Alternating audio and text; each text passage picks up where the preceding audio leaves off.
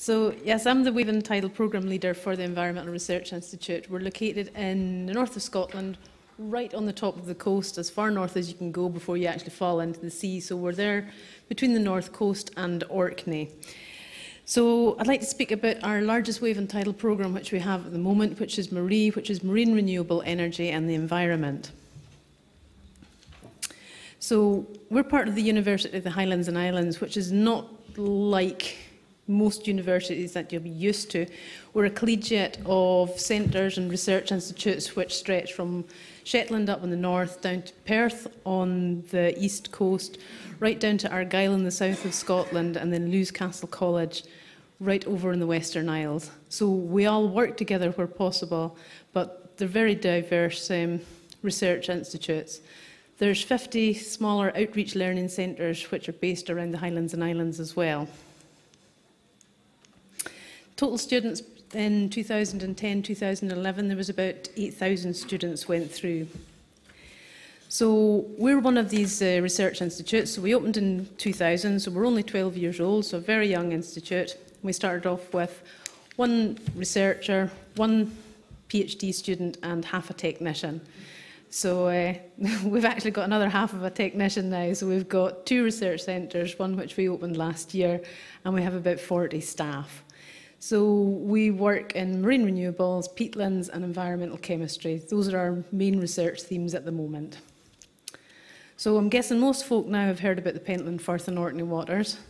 So there's a lot of rhetoric about those at the moment. Saudi Arabia of marine energy, the greatest untapped source of energy Scotland's ever had. Around 3/4 of the tidal energy for the whole of Europe is found in the Pentland Firth. So because of our prime location with direct access to these resources, this is why marine renewable energy is the largest project that we're investing in at the moment. We've also got the world's largest offshore wind project, which is Moray Offshore Renewables, and the Beatrice Offshore Wind Farm, which is located 12 miles from the Caithness coast. So there'll be heavy involvement from research institutes in the work around that at the moment. It's currently in for planning permission with Marine Scotland and the Scottish Government. So I'm guessing a few people have seen this map. This is the Crown Estate, and it was the world's first offshore wave and tidal leasing project. It's split between, on the green you can see the wave projects, and the small red ones are the tidal projects. We're located in between here. This is where the Research Institute in Thurso is. This is Maygen Limited, who plan to put 400 tidal turbines in the inner sound in this wee bit here. It's only 6 miles between the island of Stroma and the coast, and they plan to put 400 Atlantis 1000 tidal turbines there. Hammerfest Strom, who've now been bought over by Andritz Hydro, plan to put 98 turbines right on the pinnacle of the coast here, and Palamas Wave Power are planning to put 66 Palamas devices just over there. So we're working with the 3 of these developers at the moment. So the Crown Estate in 2010 leased these 11 sites as the very first wave and tidal round. The companies pay the Crown Estate a leased fee, so around £5.6 million has been paid from the developers into the Crown Estate. The Crown Estate have doubled this up into just over 11 million, which is now in an enabling fund, and this funds research to accelerate development. So the seabed lease is given for between 25 and 50 years and allows the developer to plan, operate and maintain whichever sort of development is going to go into the area.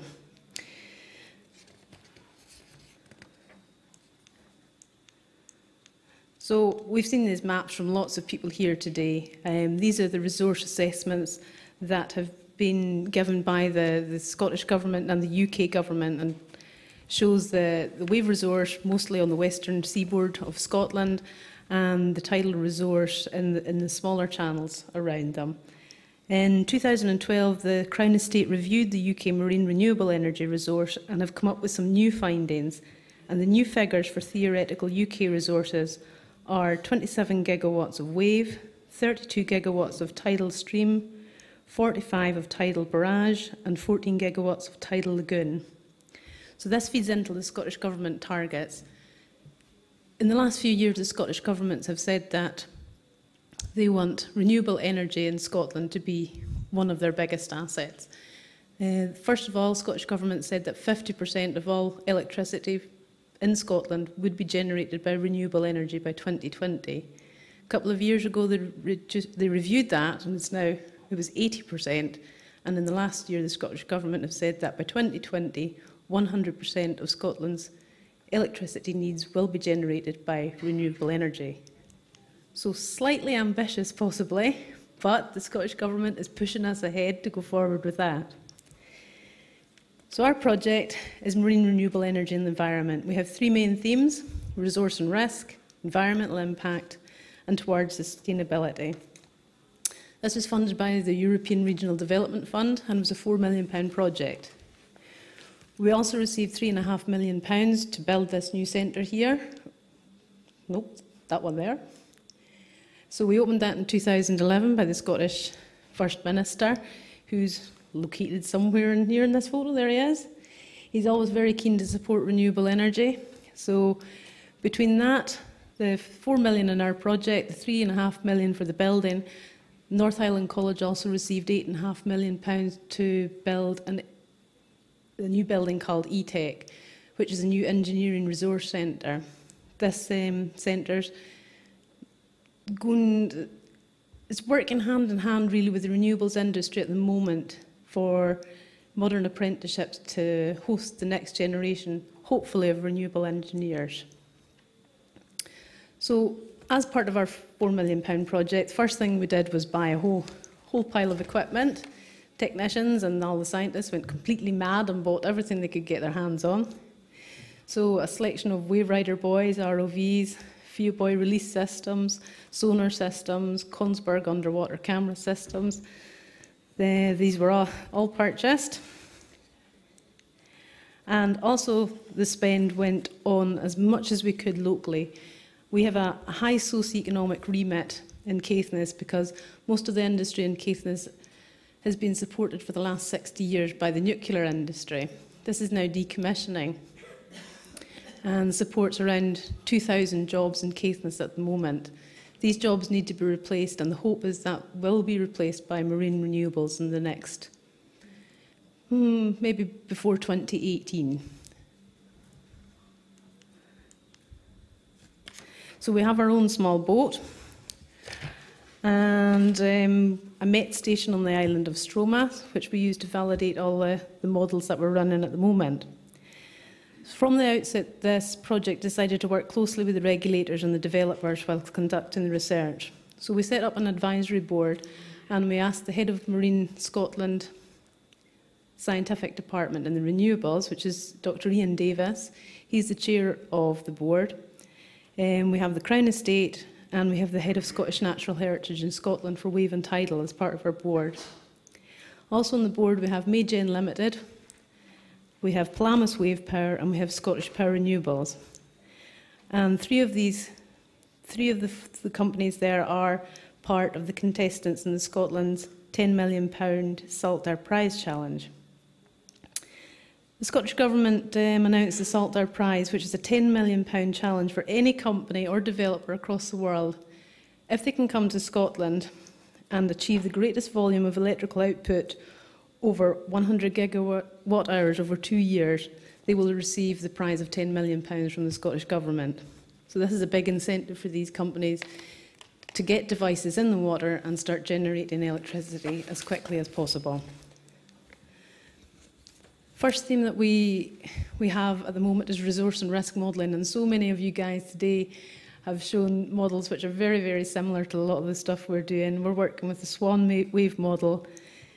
We have a young chap working with Geras, their wind wave flexible mesh model, which they're trying at the moment to couple ED, Cirque and Swan together. We have one young lad who's doing Mike 21 modelling on the wake effects of tidal turbines, which is very significant for the Maygen project at the moment, because putting 400 turbines in a 6-mile stretch of water is going to have significant impacts on the channel. So a lot of modelling has been done with that at the moment. So a lot of field work has gone on over the last 3 years for the resource and risk measurements. Like yourselves at the Marine Institute, we have tide gauges around the whole of the coastline. We have wave buoys out and we've been collecting EDCP data. The Pentland Firth, though, has not been without its challenges, shall we say. There are tidal currents reputed to be around the 18 knot marks, which is 9 metres per second. The wave buoys we found rated to 3 metres per second have been dragged under the water repeatedly, causing a shipping hazard. So even in places where we've been told or we have thought that the tidal current was 3 metres per second, we've found that it's not.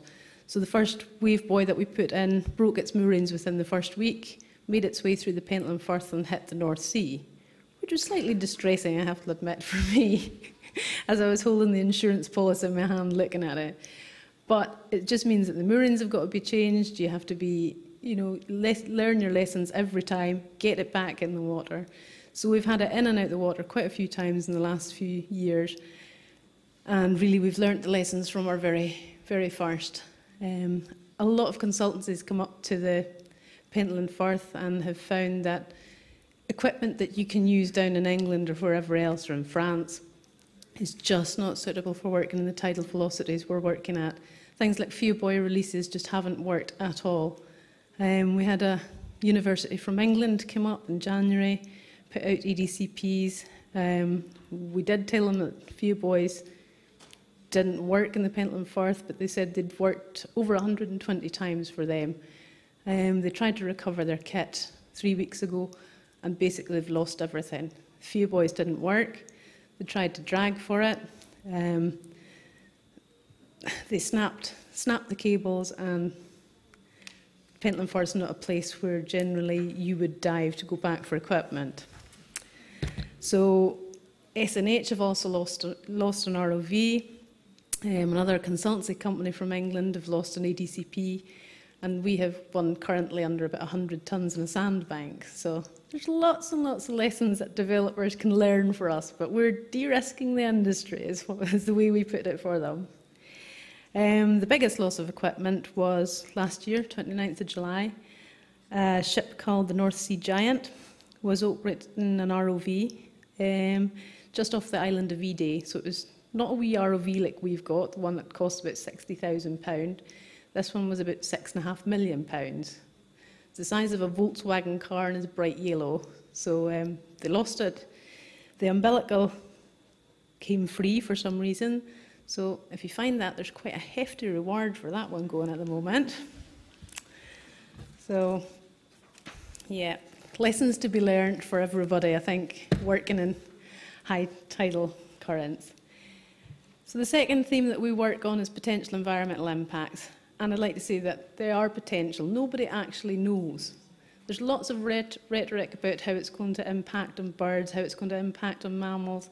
But until you actually put these things in the water and measure and monitor them, then you're really not going to know. The Scottish Government and Scottish Natural Heritage have put in a deploy and monitor policy so that development in Scotland is not held back or impeded in any way. So what you do is you put it in the water, you monitor it, and we go from there.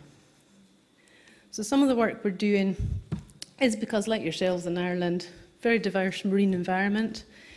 Economy relies heavily on things like aquaculture, fishing, crabs, lobsters, iconic species for tourism. So we have to be very careful in how we handle our NGOs and our stakeholders. One of the big things that have come through is seabirds and marine energy. Scottish Natural Heritage and RSPB, obviously not agencies that you have in all of your countries, have required us to do some quite challenging research on how we look at seabirds. One of the projects is tracking of skuas and diving guillemots. So we've had to put tracking devices on the birds. So that means you have to go out and catch them first by hand and glue GPS tags onto them. And these are the tracks, the individual tracks that we've got back from birds. There's a receiving station on the island of Stroma, so every time a bird passes within the facility, the data is downloaded, so we can get an individual track of every bird that we have monitors on, so we can see whether they're going through the renewable energy fields, whether they're likely to be foraging there. These are the depth diving loggers, again, glued onto the birds, onto their chest, and we found tracks of birds diving down to 40 metres in the Pentland Firth, which is basically right down to the bottom. Another project we have at the moment is invasive species, non-native species. A lot of the harbours, and especially in Orkney, have concerns that taking in huge steel structures is going to take in lots of non-native species which may colonise the waters. So we have, we're doing a baseline study for 3 years at the moment, all around the north coast, and basically scraping all the crud and the dirt of everything that comes into the harbours. Not my job, obviously, but a nice young lad, he's doing it at the moment. And he's loving every minute of it. But it's a good baseline study. There are some non-native species that have been found already, which have never been seen before. And if the baseline work hadn't been done, what would have happened if you'd put renewables into the water and then found these things? They would have been immediately associated with marine renewable energy. But the fact is they were already there.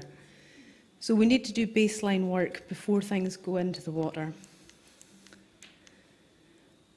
So just a quick rundown of some of the work we're doing at the ERI at the moment.